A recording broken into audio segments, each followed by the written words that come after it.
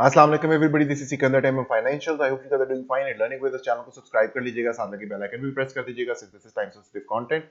Jumping into the weekly on the KSE 100 weekly message कोई difference नहीं है। 50 simple के नीचे अभी भी ट्रेड कर रहे हैं, above the 21 exponential moving average है and also our support box. अलबत्ता एक थोड़ी सी जो है thing that needs to be watched, वो ये है कि आरएसआई जो है it's going to retest the 50 level. ठीक है, ये 50 लेवल को रीटेस्ट कर ले successfully, that's more important rather than कि ये नीचे क्लोज कर जाए। नीचे अगर क्लोज करती है तो मैंने आपको प्रीवियसली बताया था कि you can go and back test it, जिसमें हम जनरली बेरिश होते हैं below the 50 level and we are bullish above the 50 level. So this should stay above the 50 level on the weekly time frame, जो कि हमारा जो है price action उसको भी ऊपर रख सकता है। लेकिन अगर प्राइस एक्शन इस सपोर्ट बॉक्स से नीचे ब्रेक करते तो प्रोबेबली 50 से जो 50 लेवल है ऑन द आरएसआई वो भी ब्रेक बिलो हो जाएगा, which is not going to result in a good manner. तो jumping into the daily time frame, daily के अंदर जो है हमारे पास ऐसा कोई डाइवर्जेंसेस अभी तक नहीं है। 21 एक्सपोनेंशियल अभी भी सपोर्ट के तौर पे होल्ड कर रही है, बट टुडेज कैंडल इस तरह लग रहा है कि maybe we can break below 21 exponential moving average for some time, at least testing this 45,393 और 400 एरिया। अगर यहाँ पे एरिया पे टेस्ट होता है तो आप यहाँ पे भी देख सकते हैं कि हमारे पास आरएसआई में यहाँ पर भी 50 लेवल के पास आरएसआई जो है दोबारा से मौजूद हो जाएगी यहाँ पे 50 लेवल के पास। यहाँ पे भी इंपॉर्टेंट वही रहेगा कि should not close below the 50 level. ठीक है, अगर 50 लेवल के नीचे क्लोज होती भी है तो एटलीस्ट प्राइस एक्शन में इंपॉर्टेंट ब्रेकेज एरिया नहीं होना चाहिए, यानी कि कोई स्ट्रक्चरल ब्रेकेज नहीं होनी चाहिए। And by structure I mean कि हमारे पास जो एक हमारे पास यहाँ पे सबसे main important area that is going to be 0.236 on the Fibonacci bearish retracement, जो कि हमारे पास इस पूरे मूव की थी from June 14 highs all the way down to December 14 lows. तो यहाँ पर अगर इस एरिया के में हमारे पास 0.382 और 0.236 is going to be the most important point of this whole area, जो कि एक्चुअली में 0.618 भी बनता है if you bullishly retrace from this point all the way to this top, जो हमारा करंटली बना है।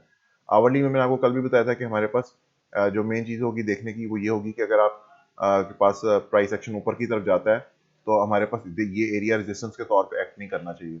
लेकिन much more bearish picture has form today कि जिसमें हमारे पास ट्रेंड लाइन तक तो अभी तक पहुंचे नहीं, लेकिन 0.5 लेवल जो है you can see it over के that has hold us as a resistance, और प्राइस ऊपर नहीं गई 0.5 लेवल से।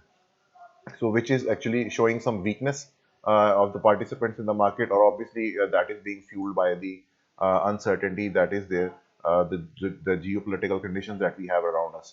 तो uncertainty आपको पता markets में वो बिल्कुल पसंद नहीं है, ना participants को और ना markets को। obviously participants make the market, so if they don't like it तो of course अभी फिलहाल हमारे पास जो लाइन इन द सैंड है that is going to be this 200 simple moving average. ये जो पर्पल आप सिंपल मूविंग एवरेज देख रहे हैं, सॉरी, ये 200 simple moving average is the current line in the sand. अगर आप इसको ब्रेक बिलो करते हैं तो फर्दर अपॉर्चुनिटी खुल जाएगी नीचे की तरफ की, which is 0.382 level from this point, which is currently standing at 45,100 points, और उसके बाद 0.236 at 44,193 points. So hopefully I think 45 should hold, लेकिन of course anything can happen, nobody knows the future।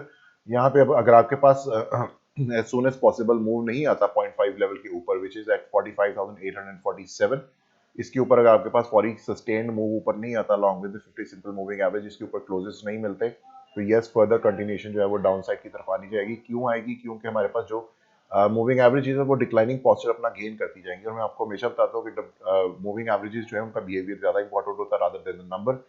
तो जब मूविंग एवरेजेस जो है declining posture ज्यादा उनका गेन करती जाएंगी तो they tend to be more brutal resistances and supports to either side. तो इस सूरत में जब प्राइस एक्शन नीचे है और ऊपर से डिक्लाइनिंग पोस्चर गेन कर लेंगी तो that is going to be proven as more of a resistance point, और वो फर्दर पुश कर सकती हैं प्राइस एक्शन को to the down side on to the 0.382 level और 0.236 लेवल। ऑब्वियसली सब्सिक्वेंटली अगर ये ब्रेक होता है तो यस फर्दर सबसे पहला पॉइंट आपके पास ये जो सपोर्ट बॉक्स है हमारा, उस सपोर्ट बॉक्स के जो अपर बैंड है that is going to be the first level. ठीक है, which is currently at 45,400 approximately points, और उसके बाद 45,100 पॉइंट्स। तो ये एक बॉक्स है जिसमें आपके पास सपोर्ट लेवल्स हैं। Yes we can see some participation in the market from the buying side, from the bull side, लेकिन यहाँ पे 50 सिंपल जो 50 लेवल ऑन द आरएसआई है वो आवरली में बिलो है। ठीक है, तो ये भी आपको एक वॉचफुल एरिया है। वीकली में आपके पास अभी तक ऊपर है, डेली भी ऊपर है, लेकिन आवरली इस टाइम नीचे है। So this needs to come above, और ये जो मूव है आपके पास ये एज सून एज पॉसिबल आना चाहिए on the hourly time frame which is above the 50 simple moving average and also the 0.5 level. अगर ये नहीं आता तो further continuation to the down side can occur, watch out for that.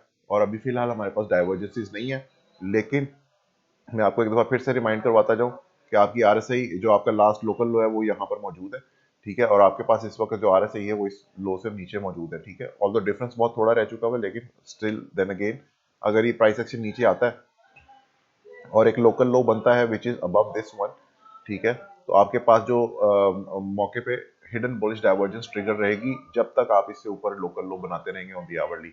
So you can say कि हमारे पास जब भी price action नीचे आएगा we can have bounces all along the way, ठीक है, लेकिन वो गारंटी नहीं करती कि एक रिवर्सल का, लेकिन वो बाउंसेस जरूर देती है मार्केट के अंदर। ऑब्वियसली ब्रेकेज ऑफ स्ट्रक्चर अगर होएगी तो ऑफ कोर्स इंपॉर्टेंट लेवल्स अगर लूज होंगे तो then yes further continuation can occur. So watch out for that. Hourly time frame में याद रखिएगा कि यहाँ पे अगर आपके पास इस लो से ऊपर जब तक लो बनता रहेगा on the hourly time frame RSI पर डाइवर्जेंस रहेगी which is Phantom hidden bullish divergence. इसके साथ ही मुझे इजाजत दीजिएगा। Thank you so much. Allah Hafiz.